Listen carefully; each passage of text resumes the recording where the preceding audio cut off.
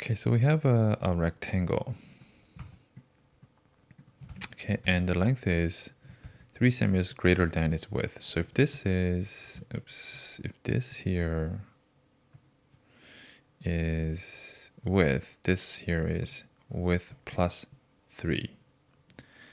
The perimeter, so the perimeter for this expression is 2w, double this, and you got to double that because there's one on the opposite side.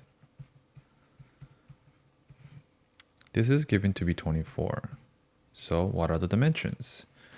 Okay, just recall that that is the length. We have an equation here with only w now. Let's first divide every term by 2 to simplify.